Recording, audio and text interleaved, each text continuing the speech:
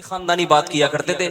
آج وہ باتیں ہمیں سمجھ میں آ رہی ہیں. اس وقت تو ہم مدرسے میں ہی رہتے تھے نا, باہر دنیا میں نکلے نہیں تھے, تو ہم کہتے ہیں پتہ نہیں کس قسم کی باتیں کر رہے ہوتے. آج جب دنیا میں نکلے ہیں تو پتہ چلا بھائی بڑی صحیح قسم کی باتیں کر رہے ہوتے. حضرت فرماتے تھے دنیا کی محبت کے 2 شعبے, اصل میں تو 3 شعبے ہیں.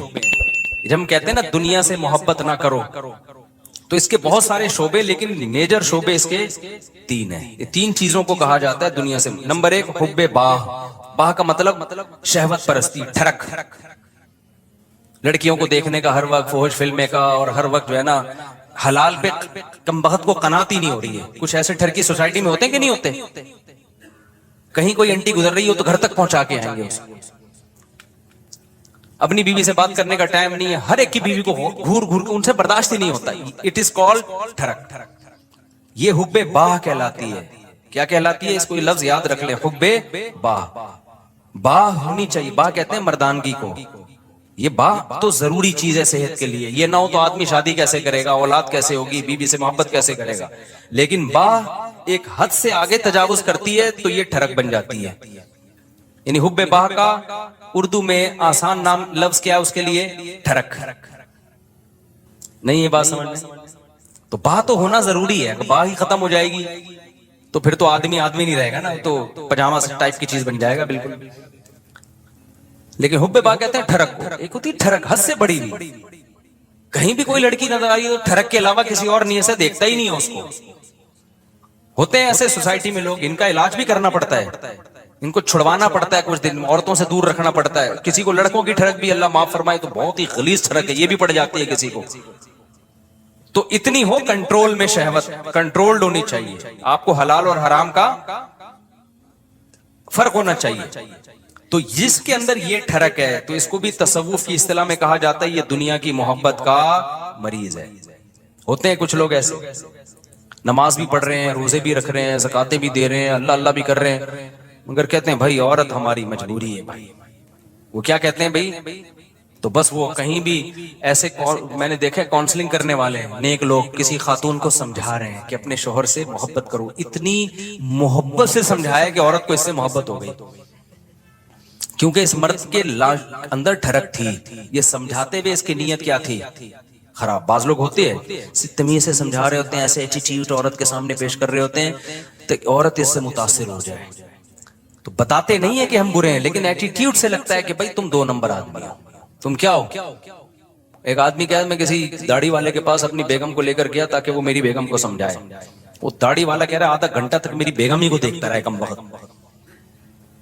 کہہ رہے مجھے اتنا غصہ آیا, تو میں نے کہا تم پہلے تحقیق تو کر لو کہ کس کے پاس لے کے جانا ہے, کس کے پاس لے کے نہیں جانا. سمجھواؤ اس آدمی سے رہے ہو جس کے بارے میں خود خطرہ ہے کہ اتنا نہ سمجھا, ایسا نہ ہو یہ سمجھا کے اپنے ساتھ ہی لے جائے. بعض لوگ سمجھانے کے لیے گھر پہنچ جاتے ہیں. تو ٹھرک بھائی جو اللہ نے آپ کے لیے بنائی ہے وہ آپ کی ہے, باقیوں سے نا امید, ختم, ہماری کچھ نہیں لگتی, ایسی کی تیسی جاؤ بھائی. یہ ٹھرک جس دن ختم ہو گئی تو اس کا مطلب دنیا کی محبت 1/3 آپ کے اندر ختم, 1/3 آپ انسان کے بچے بن گئے. دوسرا شعبہ حب مال, پیسے کی ٹھرک. پیسے کی محبت بری نہیں ہے, یہ نیچرل ہے, کیونکہ پیسوں سے بہت ساری ضرورتیں پوری ہوتی ہیں انسان کی. محبت نہ ہوگی تو کمائے گا کیسے؟ ایک آدمی کو نوٹ اچھے ہی نہیں لگتے تو وہ صبح جائے گا کمائے گا, مزدوری کرے گا وہ.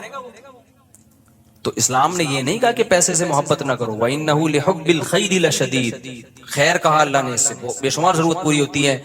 جیسے باہ کی محبت بری چیز نہیں ہے, ٹھرک بری چیز ہے, ایک لمٹ میں ہونی چاہیے, ایسے ہی پیسے کی محبت بھی بری چیز بولو نہیں ہے, نیچرل ہے. کوئی کہتا ہے نا کسی عالم کے دل میں پیسے کی طلب ہی نہیں ہے, جھوٹ بولتا ہے وہ. کیوں نہیں ہے بھائی طلب؟ یہ کیسے ممکن ہے کہ ایک عالم دین و بزرگ کو پیسے کی طلب ہی ختم ہو جائے؟ وہ کھائے گا کہاں سے؟ بھیک مانگے گا لوگوں سے؟ بیوی بچوں پہ کیسے خرچ کرے گا؟ پڑھائے گا کیسے اپنی اولاد کو؟ اور شادیاں کیسے کرے گا؟ ایک نہیں ہوتی 2-3 کہاں سے کرے گا وہ؟ تو یہ جو اس طرح کی باتیں کرتے ہیں نا, حضرت جی کے دل میں پیسہ ہونا نہ ہونا برابر ہے, حضرت کو کہیں سے 1 کروڑ روپے آ جائیں یا نہیں آئیں کوئی صحت پہ اثر نہیں پڑتا, اس کا مطلب یہ حضرت کے اندر کے سافٹ ویئر کیا ہیں, یہ اپڈیٹ ہی نہیں ہے. یہ ایسے ہی جیسے ہمارے حضرت اتنے نیک ہیں, کوئی عورت گزر جائے, حسینائیں آ جائیں, کوئی بھی کچھ ہوتا ہی نہیں ہے, بھائی حضرت نہیں ہے, یہ کچھ اور چیز فلم ہے. یہ کیس کچھ کیا ہے، یہ کچھ الگ کیس ہے، ان کو علاج کی ضرورت ہے. وہ میں اکثر لطیفہ سناتا رہتا ہوں، وہ پرانا ہو گیا بہت، اب دوبارہ سنا دیتا ہوں. وہ ایک دیہاتی کسی مولوی صاحب کے پاس گیا کہ مولوی صاحح متقی، بار بار قرآن کہتا ہے متقی جنت میں جائیں گے، متقی جنتی، متقی کسے کہتے ہیں؟ وہ بیچارے دیہاتی مولوی تھے، انہوں نے کہا متقی اسے بولتے ہیں جو حسینائیں گزر جائیں بال ہلاتی ہوئی لہلاتی ہوئی، اسے کچھ بھی نہیں، اتنا نیک ہے اسے کوئی فیلنگ ہی پیدا نہیں ہوتی. تو وہ بیچارہ دیہاتی، وہ اس نے بولا اچھا اس کو تو ہماری زبان میں اس کو تو ہجڑا بولتے ہیں، تو جنت صرف ہجڑوں کے لیے بنی ہے کیا؟ تو وہ مولوی صاحب نے غلط ایکسپلین کیا. بھائی جب عورت کا اس طرح ہوگا تو انسان کے جذبات تو پیدا ہوتے ہیں. ٹھرک کا مطلب یہ ہوتا ہے حد سے بڑھی ہوئی، حلال اور حرام میں رغبت پیدا ہونا تو نیچرل ہے، اس رغبت کو پورا مت کرو، اس کو کنٹرول میں رکھو. دیکھو کوئی آدمی اپنے پیسوں سے نہاری کھا رہا ہے، خوشبو سے آپ کو بھی دماغ ہو جاتا ہے بعض دفعہ. یار ہوٹل سے ہم گزر رہے ہوتے ہیں نا، بڑی زبردست سے خوشبو آتی ہے، بعض دفعہ ہمیں بڑی خوشبو آئی تو کیا کرتے ہیں ہم؟ آگے نکل جاتے ہیں بس، اور کیا ہے. اب خوشبو بڑی زبردست ہے، آپ نے اسے پلیٹ چھین کے کھانا شروع کر دیا، یار بڑی زبردست، میں اسے برداشت نہیں ہو رہا. اگلا کہے گا برداشت نہیں ہو رہا تو برداشت کر بھائی، تو یا تو اپنے پیسوں سے خرید کے کھا لے، کہ پیسے نہیں ہے تو پھر برداشت کر بھائی. تو یہ ہے ٹھرک. یہ کیا کہلاتی ہے؟ ڈھکن کھلا، بس خوشبو آئی اور دیگ میں گھس گئے. یہ نہیں دیکھ رہے کہ یہ دیگ کا ڈھکن میرے لیے کھلا ہے یا کسی اور کے لیے کھولا گیا. ہوتے ہیں بعض لوگ ندیدے، ہوتے ہیں نا بعض لوگ ندیدے، کوئی بھی کھا رہا ہے شادیوں میں، ادھر چلے گئے ادھر چلے گئے. بھائی قورمے کی جب دیگ کھلے گی تو خوشبو آئے گی، اچھی بھی لگے گی، یہاں تک نیچرل ہے. خوشبو ہی نہیں آ رہی تو ناک خراب ہے، خوشبو آ رہی اچھی نہیں لگ رہی تو قورمے کا ذوق ہی نہیں ہے تمہارا. تم وہی سگریٹ اور پان گٹکے ہی کھایا کرو جا کے، تو ذوق ہی نہیں ہے تمہارا، ذوق خراب ہو گیا ہے. تو اسی طرح یاد رکھو، جیسے شہوت ایک لمٹ میں، یہ صحت کی علامت ہے، لمٹ کراس کرے گی تو یہ ٹھرک ہے. اسی طرح پیسے کی محبت ایک لمٹ میں، یہ صحت مند ہونے کی، دماغ صحیح کام کر رہا ہے، اس کی علامت ہے. آپ کے فطرت سلیمہ پر ہونے کی علامت ہے.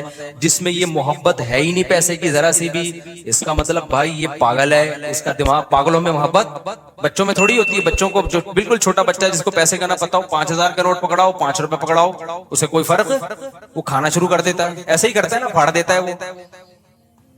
لیکن ایک ہے ٹھرک پیسے کی. وہ ٹھرک کیا ہے؟ حلال حرام کی پرواہ کیے بغیر کمانا، ہر وقت اس کی فکر کو مسلط کر لینا. پتہ بھی ہے دنیا مسافر خانہ ہے، لہذا پیسہ مل جائے اچھی بات ہے، نہیں ملا تو کوئی بات نہیں، روکھی سوکھی سا گزارا کر لیں گے. تو یہ کیا ہے؟ یہ اس کی علامت ہے بھائی، یہ محبت لمٹ میں.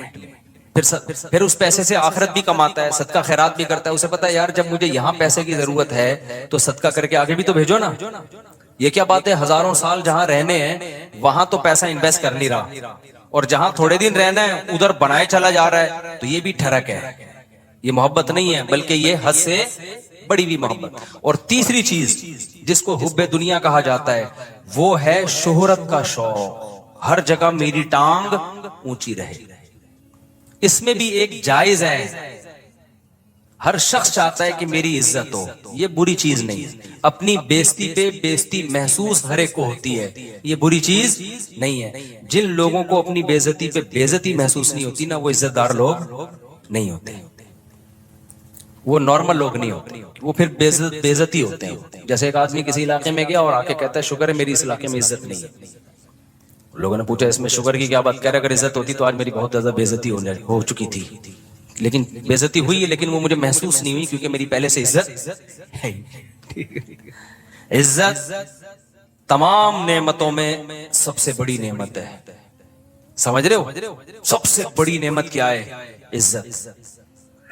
لیکن لہذا اس عزت کو عربی میں کہتے ہیں جاہ. وجیہ سنا ہے نا لفظ، وجاہت والا. تو اور دوسرا لفظ سمجھو تو جاہ. تو ایک جاہ کی محبت ایک نیچرل ہے، کوئی بھی بچہ بھی اپنی بے عزتی پسند نہیں کرتا. لیکن یہ جاہ لمٹ میں ہوگی تو ٹھیک ہے، لمٹ کراس کرے گی تو کیا ہے؟ پھر یہ حب جاہ کہلاتی ہے، ہوس کہلاتی ہے. اس کو تصوف کی اصطلاح میں کہتے ہیں حب جاہ کا مریض ہے. کیا مطلب؟ جہاں کا موقع نہیں آپ وہاں بھی جہاں تلاش کرنے کی فکر میں لگے ہوئے ہو. مثال کے طور پر آپ کے بڑے بیٹھے ہوئے ہیں, کوئی ڈیبیٹ ہو رہی ہے, وہ بڑے بات کر رہے ہیں, آپ کو یہ لگا کہ یار میں یہ تو سارا یہ بحث کر کے سارا کریڈٹ ان کو چلا جائے گا, تو میں بھی اپنی موجودگی کا احساس دلاؤں کہ مجھے بھی پتا ہے یہ سب, مجھے بھی آتا ہے. آپ نے وہاں بیچ میں بولنا شروع کر دیا. یہ حد سے بڑی ہوئی محبت ہے جہاں کی, یہ بدتمیزی ہے. بھائی تم چپ کر جاؤ, بیٹھے ہوئے ہیں بڑے, وہ سمجھا دیں گے. آپ کسی ڈاکٹر کے پاس جاؤ نا, بعض دفعہ ڈاکٹر سے کچھ پوچھ رہے ہو, ڈاکٹر چپ بیٹھا تو دوسرا بولنا شروع کر دیتا ہے لمبی. ابے تو چپ کر جا, ہم پوچھ کس سے رہے ہیں. اینکروں میں بھی دیکھا ہوگا نا, کبھی کسی حکیم کو ڈاکٹر کو بلائے, انٹرویو لے رہے ہیں, اس کو کم بولنے دے رہے ہیں, خود کیا کر رہے ہیں یہ بتانے کے لیے ہمیں زیادہ پتا ہے, یہ بے وقوف ہم نے ویسے ہی بلا لیا بٹھا کے. یہ حد سے بڑی ہوئی جاہ ہے, اس کو کہتے ہیں حب جاہ. اس کو کیا کہتے ہیں؟ یہ لفظ یاد رکھ لیں, حب مال, حب جاہ, حب با, یہ یاد رکھیں. یہ آپ کو سوسائٹی میں اس کے مریض بہت نظر آئیں گے. بلکہ سوسائٹی میں مت دیکھو, سب سے پہلے کس کو دیکھو کہ میں تو کہیں اس کا مریض نہیں ہوں, میرے اندر تو یہ بیماری نہیں ہے. سمجھتے ہو کہ نہیں سمجھتے؟ میرے اندر تو بیماری نہیں ہے یہ. تو اب اس میں کیا ہوتا ہے کہ یہ جو حب جاہ کا مسئلہ ہے نا, یہ بہت کامن ہے. مذہبی اسکالرز میں تو بہت زیادہ ہوتا ہے. یہ جو کہتے ہیں نا ابو حنیفہ کی تقلید نہیں کرو, مطلب کیا ہوتا ہے کہ یار لوگ مجتہدین کے پیچھے جائیں گے تو ہمارا منجن نہیں بکھے گا, ہم سے کون فتویٰ لے گا پھر. مقلد کہہ دیتا ہے آرام سے, بھائی میرے پاس علم کم ہے, میں ابو حنیفہ کو فالو کرتا ہوں, میں امام شافعی کو فالو کرتا ہوں. بھائی ہم کیا ہے, ہم ان کے مقابلے میں کیا ہیں, جاہل ہے. وہ مان لیتا ہے آرام سے. آج کل کے مذہبی اسکالر نہیں مانتے, وہ یہ منہ سے پھوٹ دیں کہ ہم محقق نہیں ہیں, تو لوگ کہیں گے جب نہیں ہو تو پھر کیا کر رہے ہو بیٹھ کے یہاں پہ. لہذا وہ ہوتے نہیں ہیں, لیکن ٹانگ اونچی رکھنے کے لیے بڑی بڑی پھینکتے ہیں کہ ہم ہیں, ہم ہیں, ہم ہیں, ہم ہیں, ہم ہیں. میں مانتا ہوں ان میں کچھ صحیح لوگ بھی ہوتے ہیں, سارے برے نہیں ہوتے. میجورٹی حب جاہ کی مریض ہوتی ہے. میجورٹی کس کی مریض ہوتی ہے؟ حب جاہ. میری طرف آؤ, میری طرف آؤ. یہ بڑی بھی محبت ہے. یہ وہ نہیں ہے جو نیچرل ہے, یہ ہوس ہے, یہ عزت کی ہوس ہے. اور اللہ کو عزت کی ہوس پسند نہیں ہے. قرآن کہتا ہے تلک الدار الاخرہ نجعلها للذین لا یریدون علوا فی الارض. ہم آخرت اسی کو دیں گے جو زمین میں اپنی برتری نہیں چاہتے. یہاں برتری سے ناجائز برتری مراد ہے, ہر جگہ اپنی ٹانگ اونچی رکھنا. مجھے یاد ایک دفعہ میں کہیں گیا, کوئی علماء بیٹھے ہوئے تھے, عرب علماء تھے, تو عربی میں بات کر رہے تھے, کچھ سلام دعا ہو رہی تھی, میں بھی کچھ بات چیت, تو ایک لڑکا نوعمر بیٹھا, وہ بیچ میں بولنا شروع, سوال مجھ سے پوچھ رہے ہیں, جواب کون دے رہا ہے وہ. تو میں نے بعد میں اس کو الگ سے سمجھا, میں نے کہا آپ میں حب جاہ کی بیماری ہے. کیا ہے؟ میں نے کہا انسان کو اپنی بیماریوں کا خود پتا نہیں چلتا. جب سوال مجھ سے پوچھ رہے ہیں اور اس کی وجہ سے میں خاموش کی, کیونکہ میں بھی بولوں گا تو وہ بولیں گے یار کیا ہے, یہ ادھر بھی بول رہا ہے, یہ بھی بول رہا ہے, ان کو تمیز نہیں بات کرنے کی. بولتا تو ایک ہی آدمی ہے نا. ہم تو چپ بیٹھ گئے پھر کہ یار برا امیج جائے گا, اگلا چپ نہیں ہو رہا, حالانکہ وہ جواب صحیح دے رہا تھا. بھائی آپ سے جب پوچھا نہیں ہے تو صحیح اور غلط کی بات ہی نہیں ہے نا. آپ اپنی موجودگی کا کیوں احساس دلا رہے ہو کہ میں بھی ہوں, مجھے بھی آتا ہے. چھوڑ دو, آپ کو جب آتا ہوگا بتا کہ پوچھیں گے بتا دیں. ہمارے فرمایا کرتے تھے قاری لوگ نا مغرب کی نماز میں قل اللہ احد نہیں پڑھتے. بہت سے قاری کیا کرتے ہیں, مغرب کی نماز میں آپ جو ہے نا سنت قرات کیا ہے, قصار مفصل میں سے پڑھا جائے, اذا زلزلت الارض زلزالہا, یہ جو آخری چھوٹی صورتیں, افضل یہ ہے. کبھی کبھار اس کے خلاف بھی ہو. فرماتے تھے قاری لوگ کیا کرتے ہیں, مغرب میں سورہ بقرہ سے, سورہ آل عمران سے, بتانے کے لیے کہ ہمیں یہاں سے بھی آتا ہے. قاریوں سے بدگمان نہ ہو, ضروری نہیں ان کی یہ نیت تو. حضرت تو تربیت کا عنصر غالب تھا نا, اور قاری لوگ بیٹھتے بھی تھے تربیت کے لیے. حضرت کو بتا رہے تھے کہ لیکن یہ بعض دفعہ یہ نیت واقعی ہوتی ہے کہ قل اللہ پڑھ لیں گے تو لوگ بولیں گے قل اللہ تو ہمیں بھی آتی ہے, وہ پڑھو.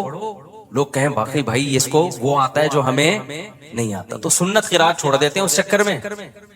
تو اور جو ہے وہ مجھے یاد ہے ایک دفعہ میرا بیان تھا کہیں نا, ابھی تو میں بہت مشہور ہو گیا, پہلے اتنا مشہور نہیں تھا. میرا بیان تھا, بڑا استقبال ہوا وہیں, تو مجھ سے پہلے ایک اور خطیب صاحب پہنچ گئے.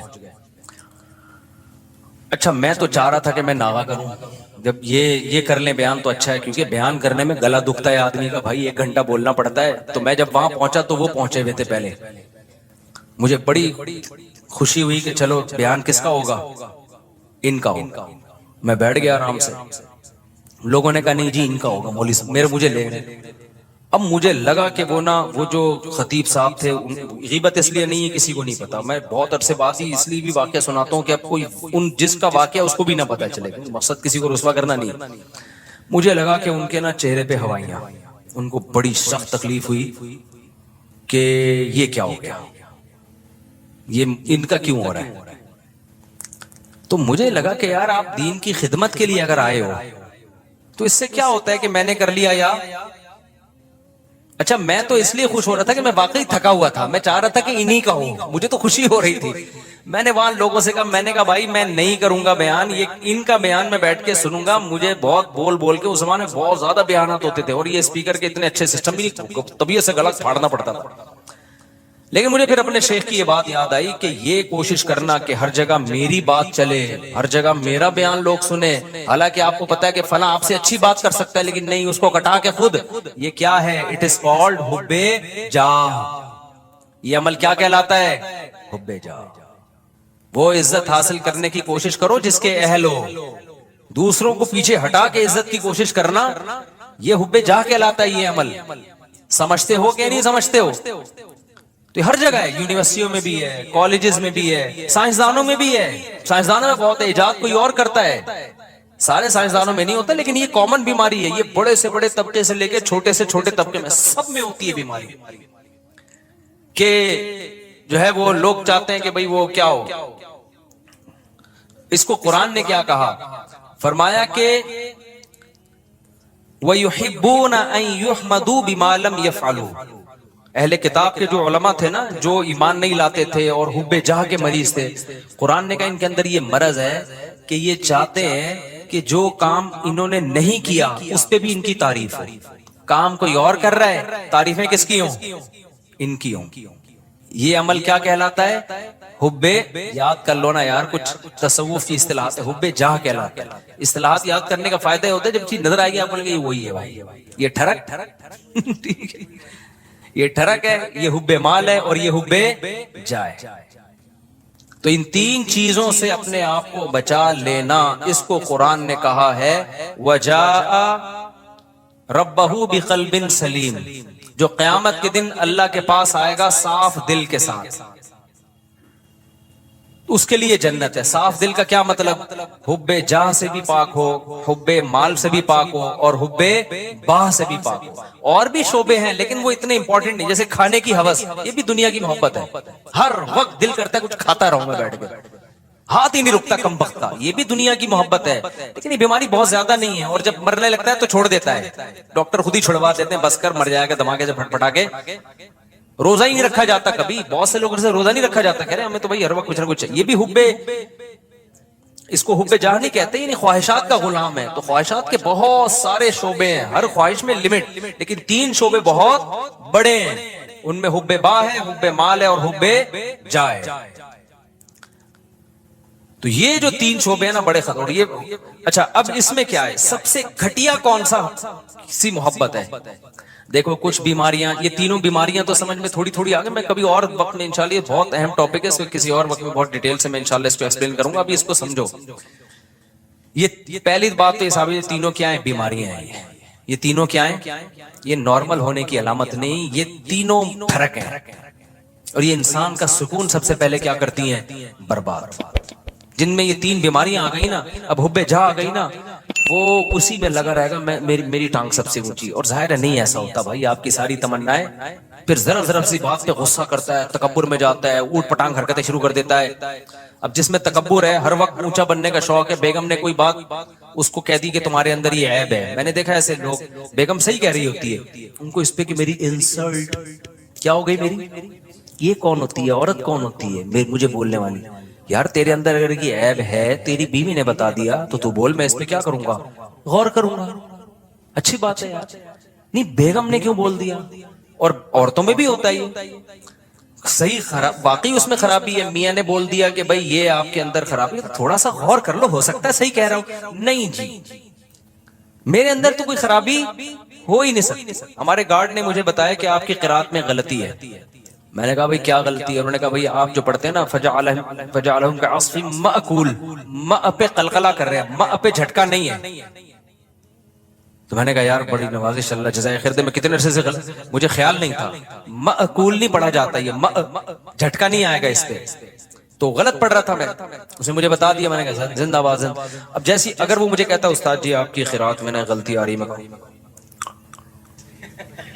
میں ایک دم مجھے ناک سے دھواں اور کان سے دھواں نکلنا شروع ہو جائے، میں بولوں میں نے 3 سال مفتی رشید احمد صاحب کے امامت کی، حضرت بہت سخت تجوید کے وہ سخت تھے نا، ذرا سی دائیں بائیں غلطی نہیں کرنے دیتے، انہوں نے میری غلطی نہیں نکالی. میں نے فلاں سے پڑھا فلاں سے پڑھا، اتنے عرصے سے کسی نے آج تک نہیں کہا، ایک دم دھواں نکل لے لال شور. تو غلطی بھی غلطی رہے گی، اور صحت ڈپریشن میں کون جائے گا؟ وہ نہیں جائے گا، وہ کہے گا ٹھیک ہے بھائی آپ پڑھتے رہو. یہی کہے گا.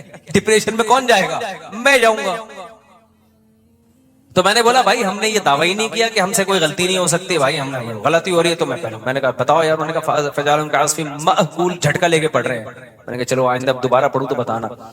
پھر ایک اور لفظ ہے علیہم نار مؤصدہ، یہاں بھی میں جھٹکا لے رہا تھا مؤصدہ. اس نے کہا استاد جی آپ نے غلطی ٹھیک نہیں کی ہے. پھر وہی میں نے کہا مجھے زبان پہ وہ چڑھ گیا وہی لفظ. آج علم تارا میں نے جان کر پڑھی، پھر میں نے مأکول پہ جھٹکا نہیں کیا. میں نے کہا یار تھوڑا پریکٹس کرتا ہوں اس کا. تو اگر میں یوں کرتا ہوں، میں کہتا ہوں ایسے، میں نے دیکھا حب جہاں کے مریضوں کو نا ایک دم دھواں نکلنا شروع ہو جاتا ہے جب آپ ان کو غلطی بتاؤ نا، ایک دم نیلے پیلے، ایک دم نم، ناک ایسی پھول جاتی ہے ان کی. تو پھر وہ موٹیویشنل اسپیکر کو سنتے ہیں ڈپریشن کیسے ختم کی جائے. وہ موٹیویشنل اسپیکر سن رہے ہوتے ہیں ابے تو اپنا تکبر فرعونیت ختم کر، فرعونیت ختم کر. تو کیوں اپنے آپ کو نیک سمجھ رہا ہے؟ بھائی ہم نیک نہیں ہیں، سیدھی سی بات ہے، ہم آڑے ترچھے ٹیڑے میڑے. تو کوشش کر رہے ہیں. اب آپ کہیں نیک نہیں ہے تو پھر یہاں بیٹھے ہوئے کوشش کر رہے ہیں بھائی نیک بننے کی. یہ نہیں کہہ رہا کہ میں برے ہیں ہم، میں تو یہ کہہ رہا ہوں ہم یہ دعویٰ نہیں کر رہے کہ ہم کیا ہیں، نیک ہیں. ہم تو بھائی سیدھے سادے سے انسان ہیں، کوشش کرتے ہیں برائیوں سے بچنے کی، اور اگر اللہ نہ کرے کبھی برائی ہو جائے تو کوشش کرتے ہیں بھائی اس کو توبہ کریں. کوئی غلطی ہم سے ایسے معقول بھی تو غلطی ہو گئی نا، کوئی بتا دے گا تو کوشش کریں گے اس کو سیٹ کر لیں. تو بڑے بڑے دعوے ہی نہ کرو بھائی، نہ اپنے آپ کو بہت بڑا فنٹر سمجھو. نارمل سمجھو گے تو لائف کو کیا کرو گے؟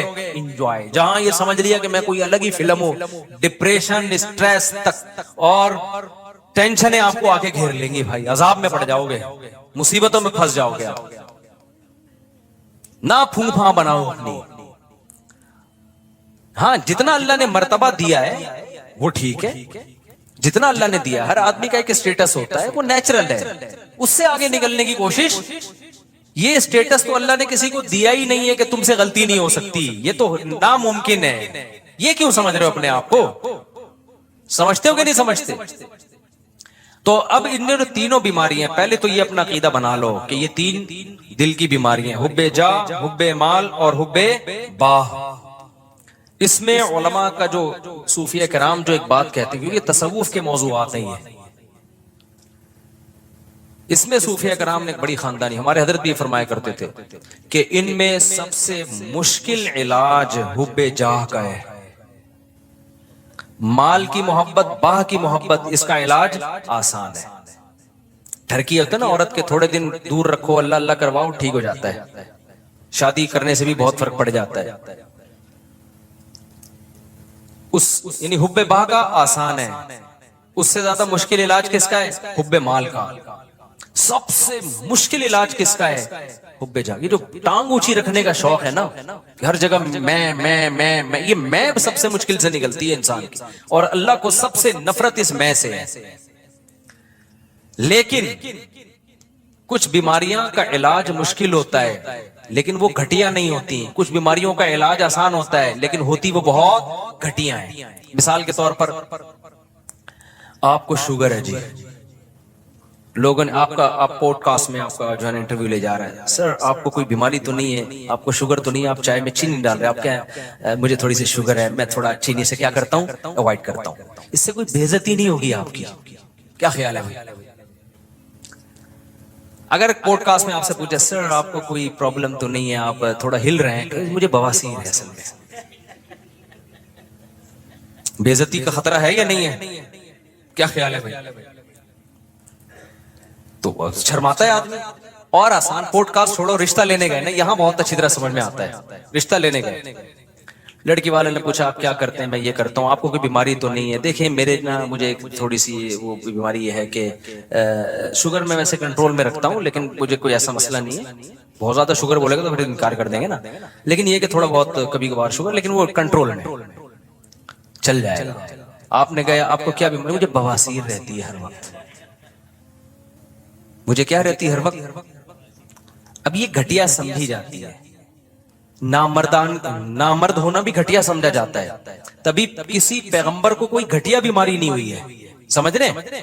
پیغمبروں کو بخار ہوتے ہیں, پیغمبروں کو کھانسی بھی ہو سکتی ہے, اور بھی بیماریاں ہوئی ہیں. کوئی پیغمبر نامرد, کیونکہ مرد کے لیے نامردانگی والی جو بیماری ہے یہ گھٹیا سمجھی جاتی ہے سوسائٹی میں.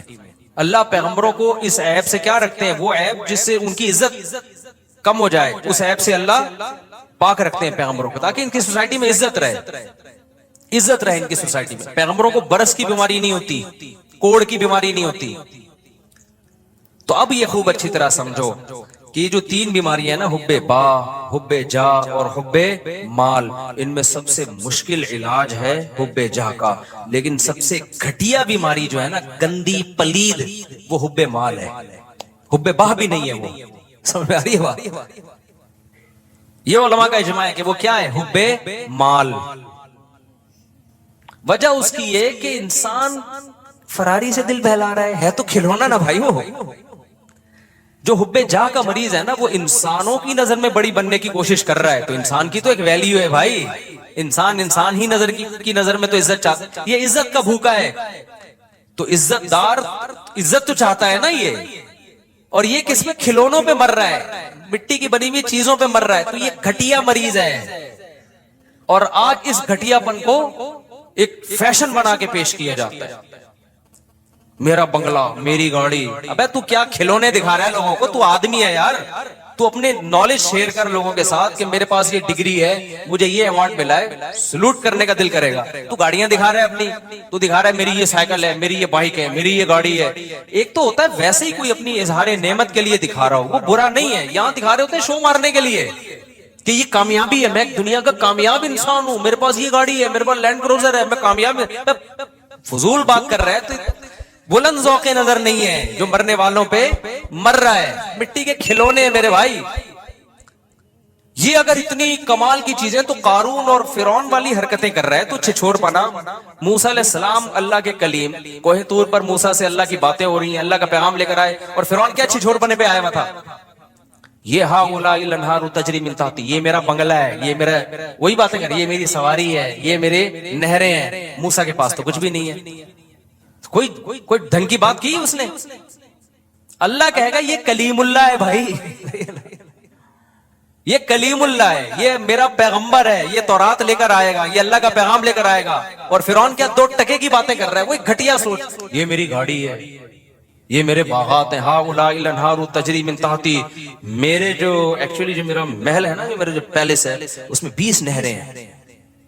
یہ وہی ایک آبشار میں نے الگ بنائی ہے, یہ والی آبشار میں نے الگ بنوائی ہے, فلاں انجینئر سے بنائی, فلاں سے بنوائی. یہ تو اس کو کیا کہا جائے گا بھائی؟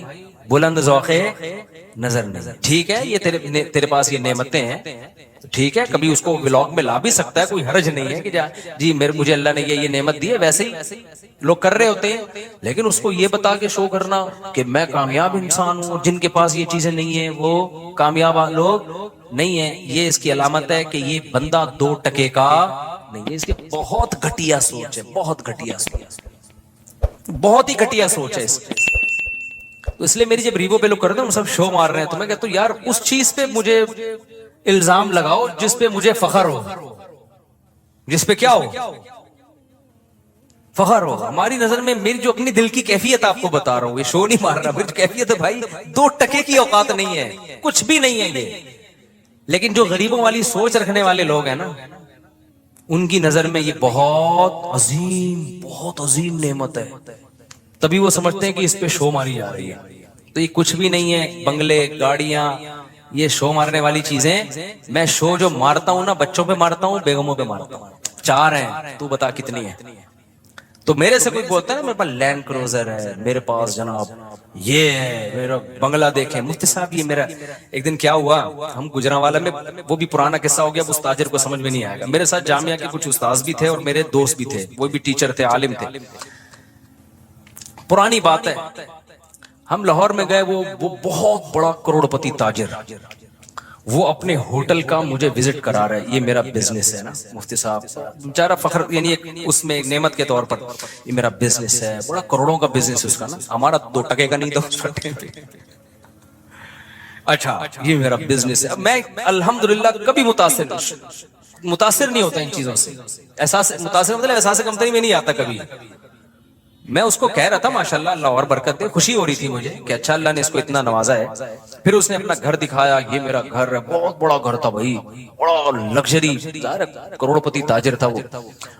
جب سارا سیٹ اپ ہو گیا نا، ہمارے ایک دوست کھڑے ہوئے تھے، میں نے ایسے میں بیویاں کتنی ہیں، تو اس نے کہا ایک ہے. میں نے کہا پھر کیا فائدہ، اسٹائل سے بولا نا، اس کی سمجھ میں نہیں آیا. اور یہ جو میرے ساتھ دوست تھے نا، 1 مہینے تک ہنستے رہے. یہ کہہ رہے یار اس کی 2 ٹکے کی ویلیو آپ نے 1 منٹ میں اس کو 2 ٹکے کا نہیں چھوڑا آپ نے. اور یہ جامعہ آنے کے بعد سبق میں بھی ہنستے رہے.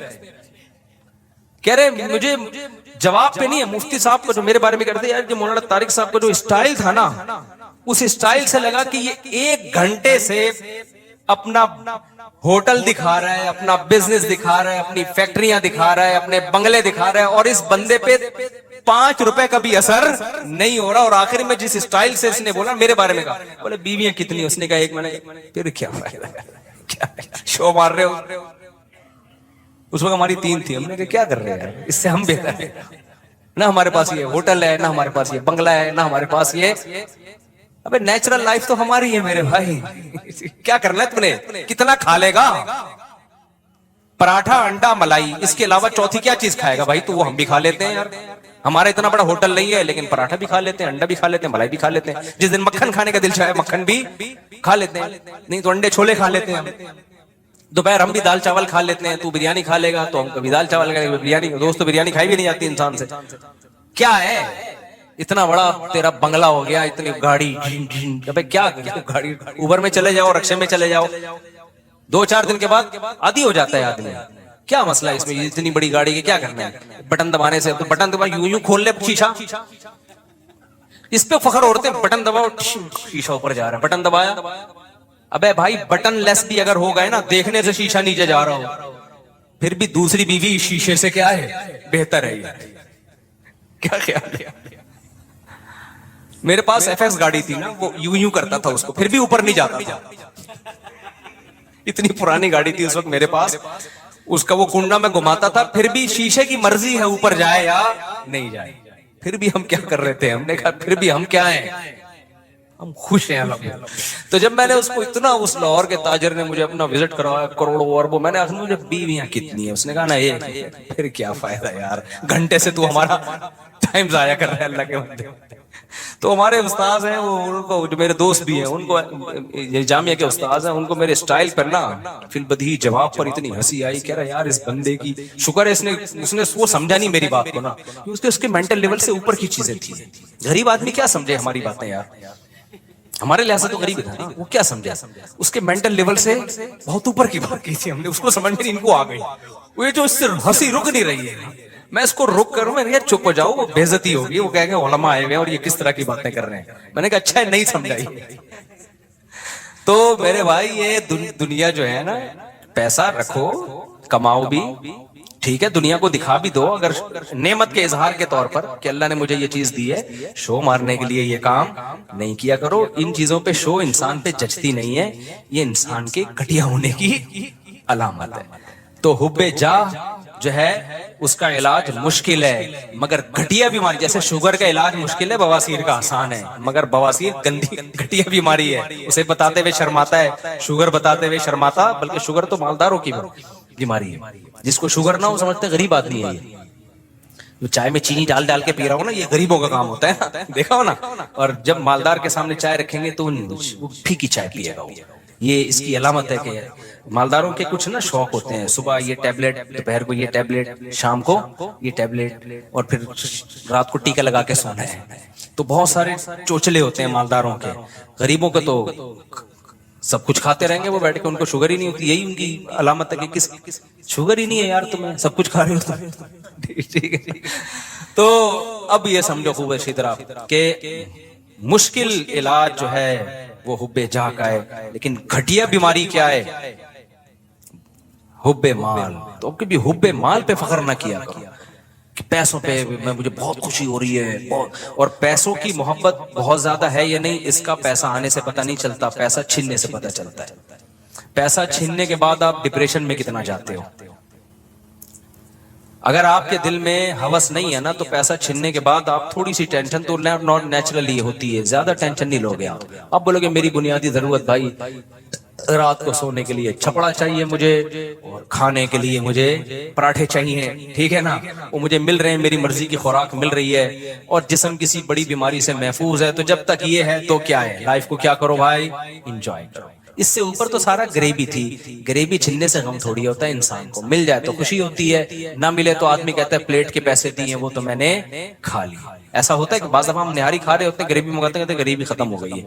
اب یہ تھوڑی بے ہوش پڑے ہوئے وہاں پہ، یار غریبی ختم ہو گئی یار، یہ کیا ہم نہاری کھانے آئے تھے یار، غریبیاں ختم ہو گئی. پھر موٹیویشن اسپیکر کو تقریریں سن رہے ہیں، یار ڈپریشن ختم کرو میری یار.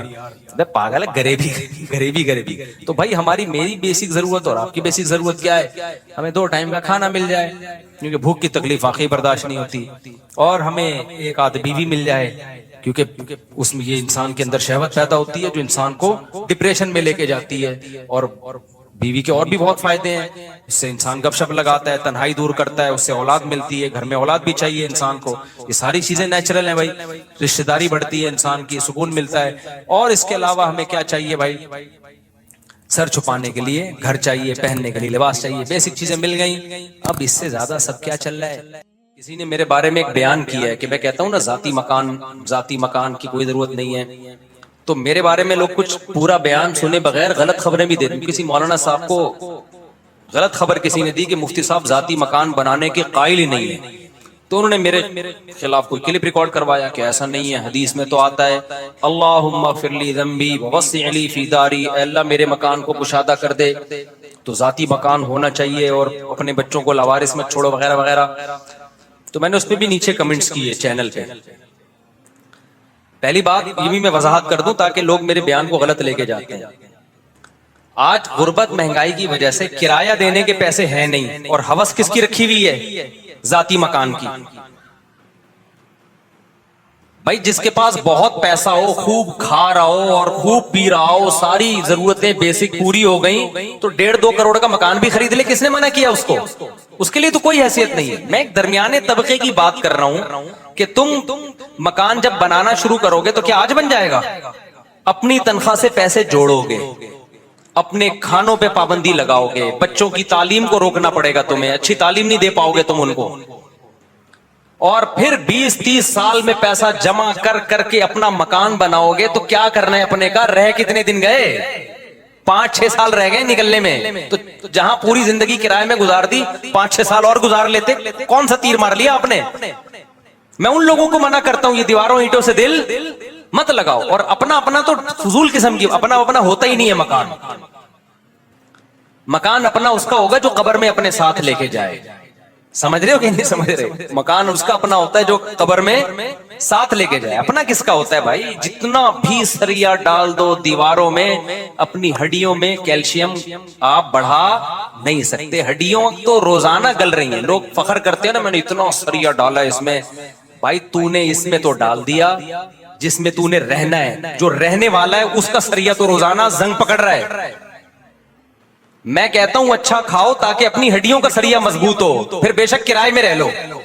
لوگ کہتے ہیں کھاؤ نہیں، پیسے جوڑ کے کیا کرو؟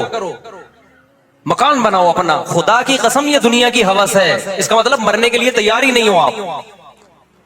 اپنی چیز اگر ہوس کی بیس پہ ہو، شریعت میں پسندیدہ نہیں ہے، ہوس کے بغیر ہو تو ٹھیک ہے. پھر وہ یہ ہوس کی علامت کیا ہے؟ آپ کہہ سکتے ہیں مفتی صاحب آپ کیا لوگوں کے دلوں میں جھانک کے کہہ رہے ہو کہ اس میں ہوس ہے اس لیے گھر بنا رہا ہے؟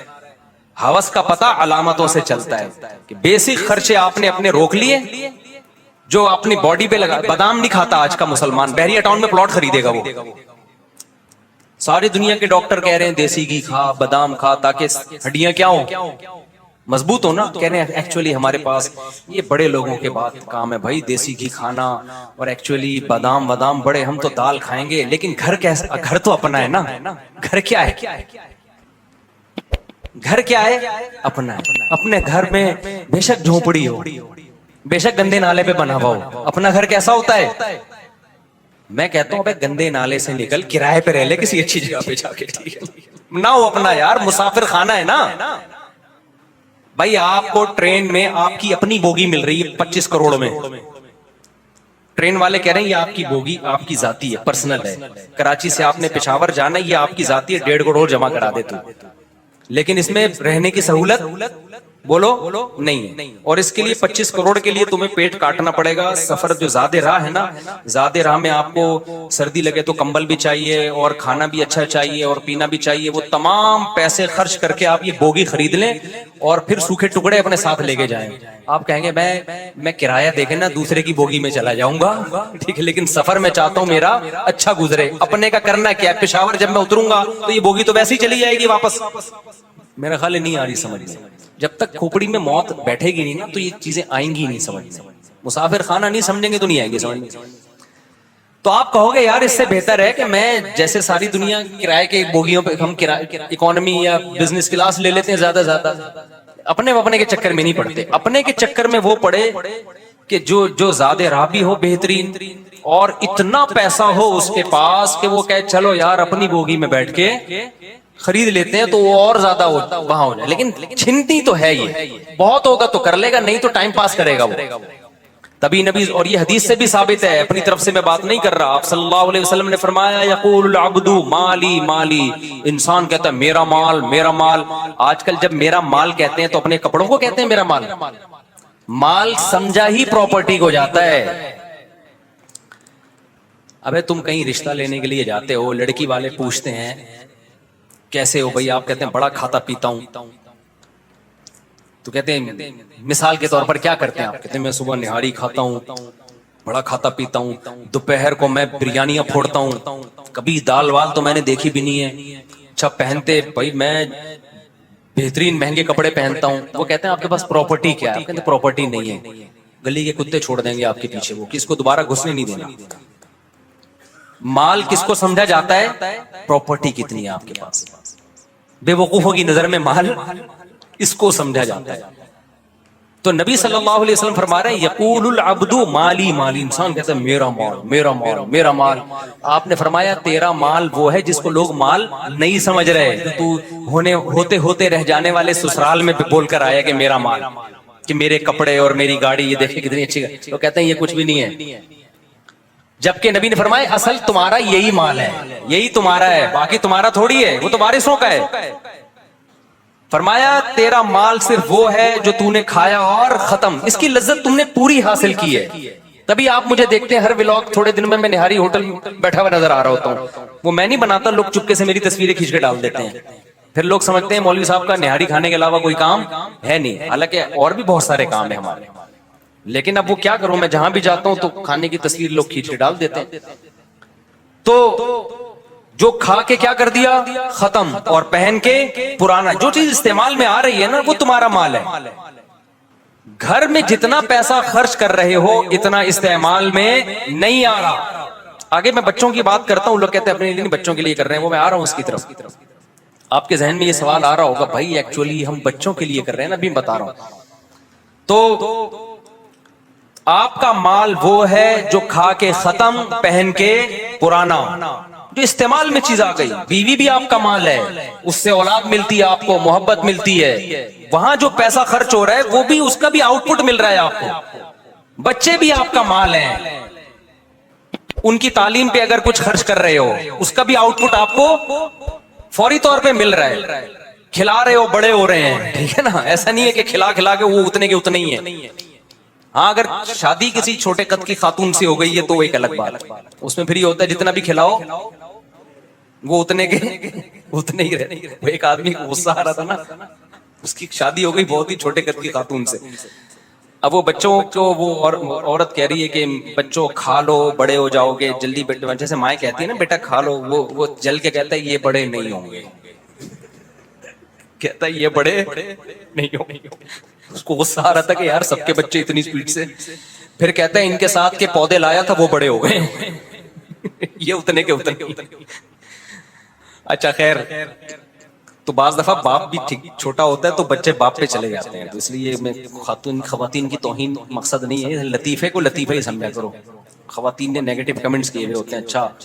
اچھا خیر، تو نبی نے فرمایا جو کھا کے ختم کر دیا، پہن کے پرانا، وہ استعمال میں آ گیا، اس پہ جتنا پیسہ لگا ہے وہ استعمال ہو گیا.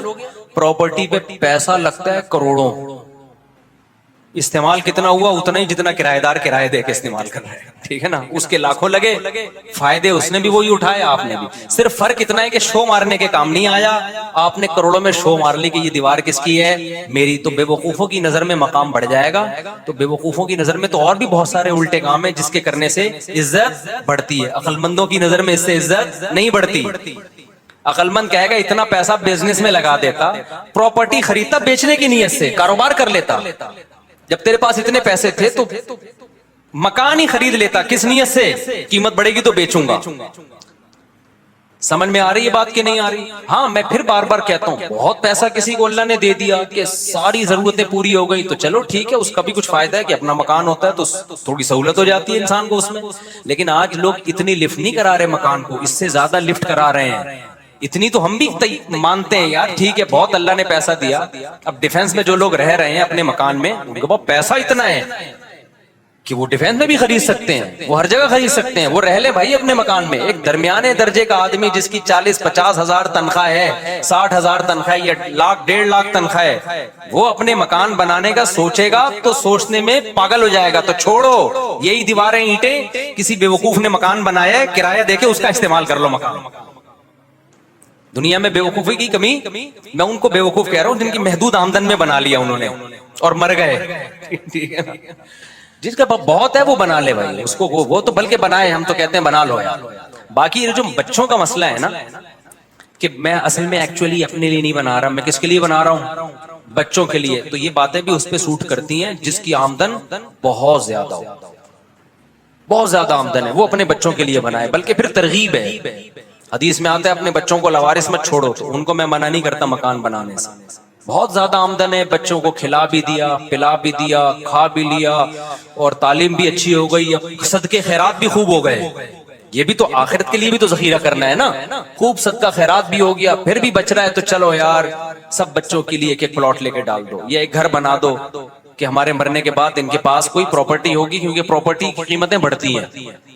سونا لے کے ڈال دو، سونے کے بجائے پراپرٹی لے کے ڈال دو، مکان بنا کے دے دو ان کو، ٹھیک ہے. درمیانے درجے کا آدمی یہ بھی نہ کرے. وجہ اس کی ہے کہ جب آپ ٹینشن لوگے نا تو آپ کی اپنے پیٹ کاٹنا پڑے گا. آپ کو اپنا پیٹ کاٹو گے تو پھر ہوگا کیا؟ بڑے پیٹ کاٹ کے جب بچوں کو بناؤ گے تو آپ کے مرنے کے بعد آپ کہو گے میں نے بچوں کو ٹھکانہ دے دیا، تو ہوگا یہ کہ تھوڑے دنوں میں بچوں کو یہ خیال آنا شروع ہو جائے گا کہ ہم نے اپنے بچوں کے لیے کیا کیا ہے. کیونکہ بچے بڑے ہوں گے، شادیاں ہوں گی ان کی، فوراً ہی تھوڑے یہ زیادہ ٹائم نہیں لگتا اس میں، 4 سال 5 سال کی سہولت ہے ان کی.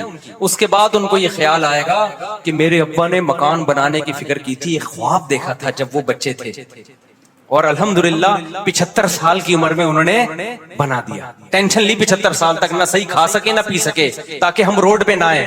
اب ہم نے اپنی نسلوں کی فکر کرنی ہے. پہلے دن سے وہ ابا کے نقش قدم پہ چلے گا، نہ وہ کچھ کھا سکے گا نہ وہ کچھ پی سکے گا. اور 75 سال میں، یعنی آپ تو اس لیے ان کو مکان دے کر گئے تھے تاکہ ٹینشن فری زندگی ہو. ٹینشن فری ان کی بھی نہیں ہوگی، بلکہ آپ نے ٹینشن پارسل کی، آگے وہ ٹینشن اولاد کو پارسل کریں گے، اولاد کو پارسل کرے گی.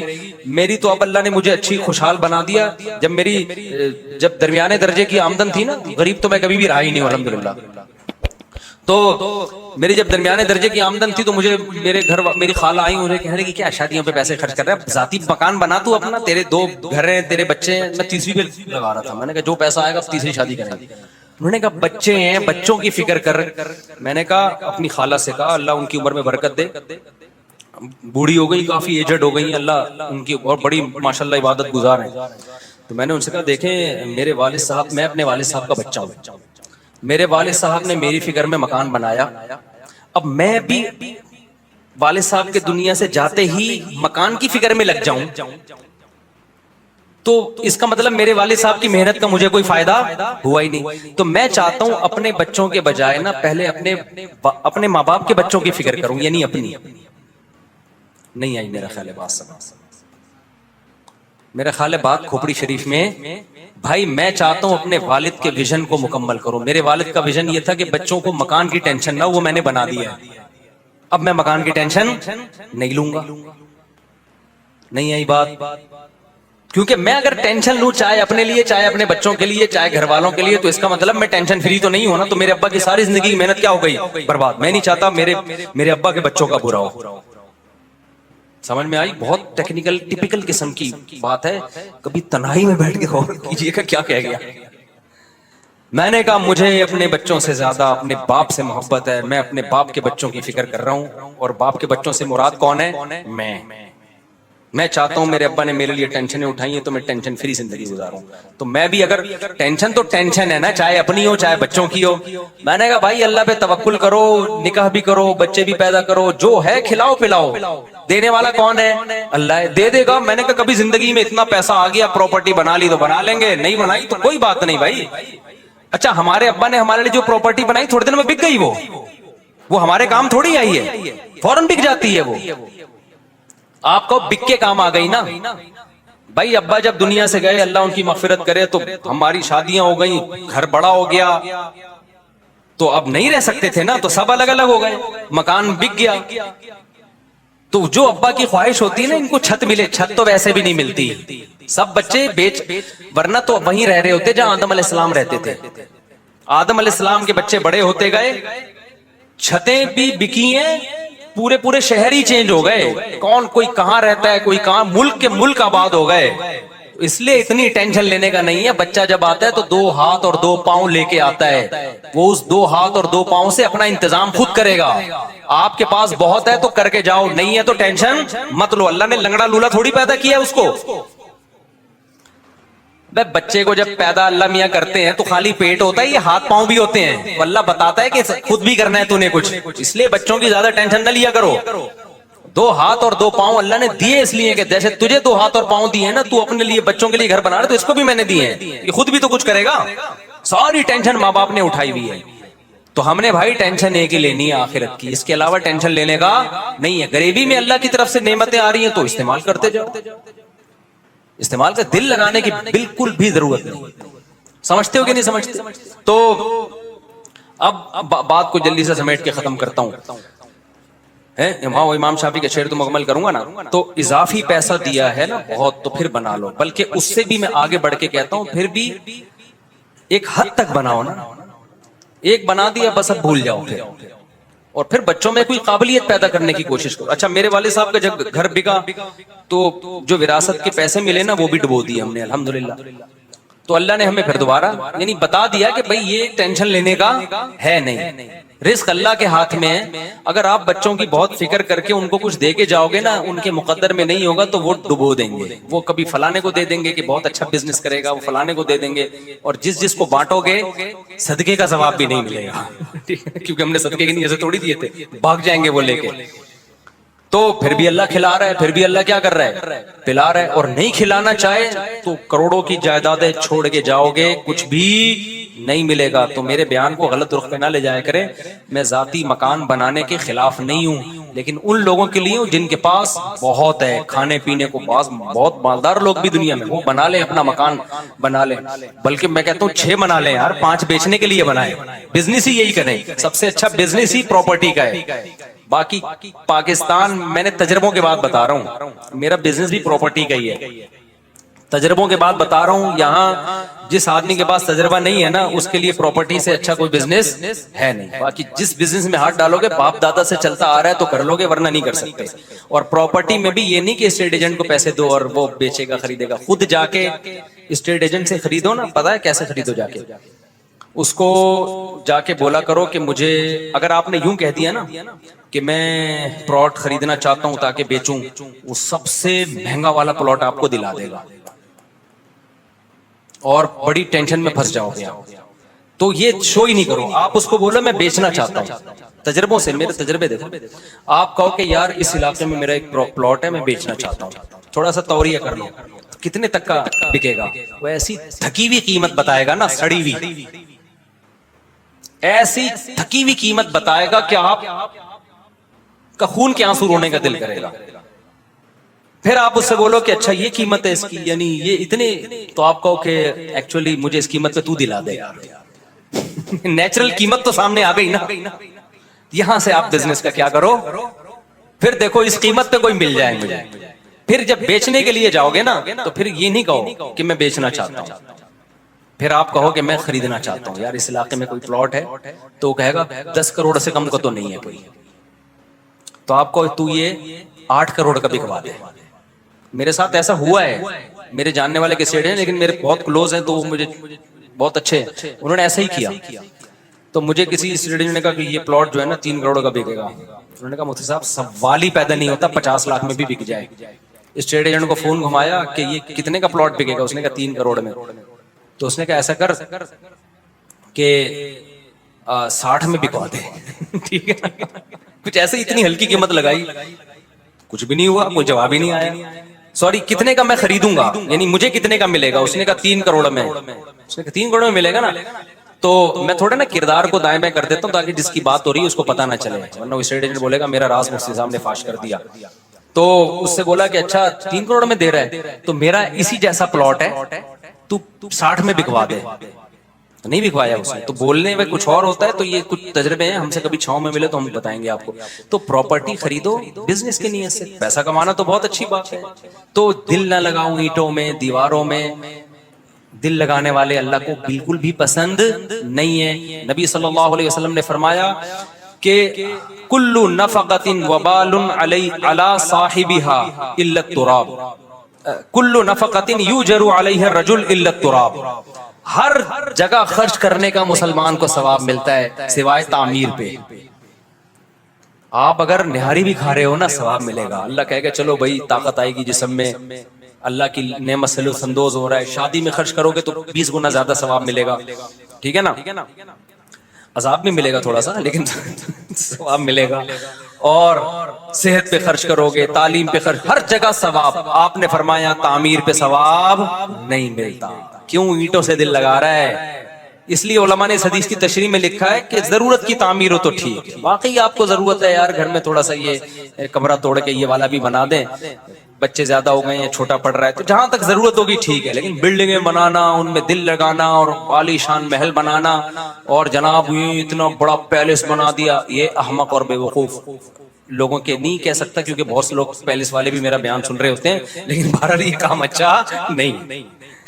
تو کوئی دل لگانے کی جگہ نہیں ہے, تو مسافر خانے کی طرح رہا کرو. ایک آخری بات کر کے اپنے بیان کو ختم کرتا ہوں. امام شافعی کا شعر پھر کسی اور وقت میں اس کی تشریح کروں گا, وقت چونکہ مکمل ہو گیا ہے. نماز کے بعد سوال جواب کا سیشن ہوگا نا, تو اگر موقع ملا تو اس میں کر دوں گا, بلکہ کر دوں گا لازمی, تاکہ کیونکہ شعر بہت ضروری ہے, لیکن 5-10 منٹ میں کروں گا. وہ میں نے ایک لطیفہ سنایا تھا نا اپنا, میری 2 شادیاں تھیں, تو ایک اسٹیٹ ایجنٹ نے مجھ سے کہا کہ یار آپ پہ بڑا ترس آتا ہے, ایک دن آپ گلشن اقبال میں, ایک دن وہ موڑی پور میں. تو میں نے اس کو کہا ترس تو مجھے آپ پر آتا ہے کہ ایک دن یہاں, دوسرے دن بھی وہاں, تیسرے دن بھی وہاں. 10 سال ہو گئے, 25 سال ہو گئے, 50 سال ہو گئے, قابل ترس تو آپ ہو یار. ہم تو ایک دن یہاں, دوسرے دن وہاں. تو اس طرح نا ان دنوں میں چونکہ رواج نہیں ہے نا ہماری, اب تو لوگ پھر بھی تھوڑا سا مانوس ہو گئے, تو ہر طرح کے لوگ مجھ پہ اعتراض کرتے تھے. بہت سے لوگوں نے مجھ پہ اعتراض کیا, انہوں نے کہا یار یہ کتنی ٹینشن والی زندگی ہے, انسان کا ٹھکانہ تو ایک ہونا چاہیے نا, یہ کیا ہے کہ ایک دن یہ ایک دن وہاں. لیکن ایک مولانا صاحب مجھ سے ملے, انہوں نے کہا یار مسلمان کی زندگی ایسے ہی ہوتی ہے, یہ جو ہے نا ایک جگہ ٹھکانہ ہے آپ کا اور یہی آپ کا بستر ہے. تو انہوں نے کہا کہ مجھے آپ کے عمل کو دیکھ کے لگتا ہے کہ یہ دنیا واقعی مسافر خانہ ہے, مسلمان کا کوئی ٹھکانہ ہوتا ہی نہیں ہے, کوئی گھر ور ہوتا ہی نہیں ہے. بھائی آج میں وہاں جا رہا ہوں اس لیے کہ وہاں کی باری ہے, گھر تو نہ یہ ہے نہ وہ گھر ہوتا تو کل بھی وہیں جاتا نا. آج وہاں سے ہٹ کے کہاں جا رہے ہیں, وہاں جا رہے ہیں, وہ باری. ہمارا کوئی ٹھکانہ بولو ہے ہی نہیں. ورنہ لوگوں کو اپنے ٹھکانوں سے محبت ہوتی ہے, کمروں سے محبت. بیٹھ حضرت جی کو اس بستر کے علاوہ کہیں نیند ہی نہیں آتی ہے. مرنے سے پہلے حضرت جی اس بستر کو دیکھ رہے ہوتے ہیں, میں تو کسی بھی بستر کو نہیں دیکھ رہا ہوں.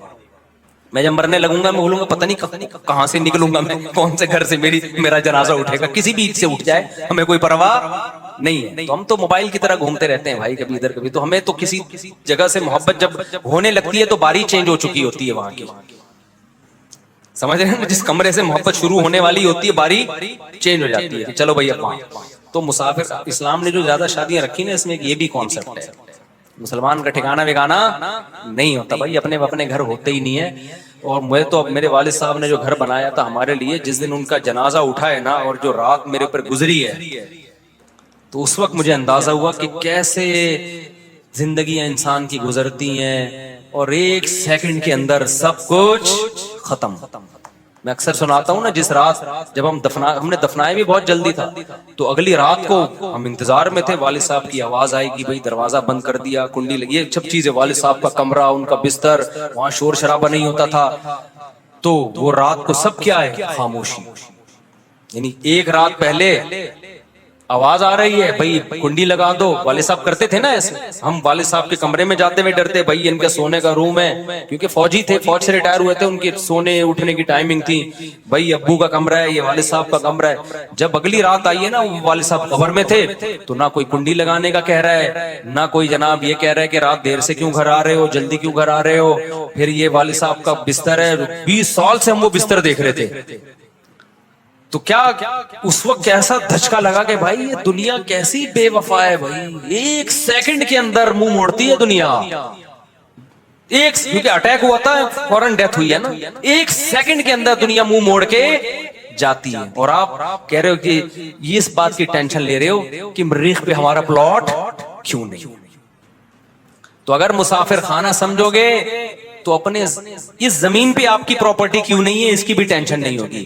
مسافر خانہ نہیں سمجھو گے نا, پھر آپ کو ہوگا کہ یار اتنے بڑے بڑے لوگ مریخ پہ پلاٹنگ کر رہے ہیں, تو وہاں ہمارا پلاٹ کیوں نہیں. تو مسافر خانہ سمجھنا شروع کر دو. پھر بھی نہیں سمجھتے تو جب مرنے لگو گے تو سمجھ میں انشاءاللہ آ جائے گا. اللہ سمجھنے کی عمل کی توفیق عطا فرمائے.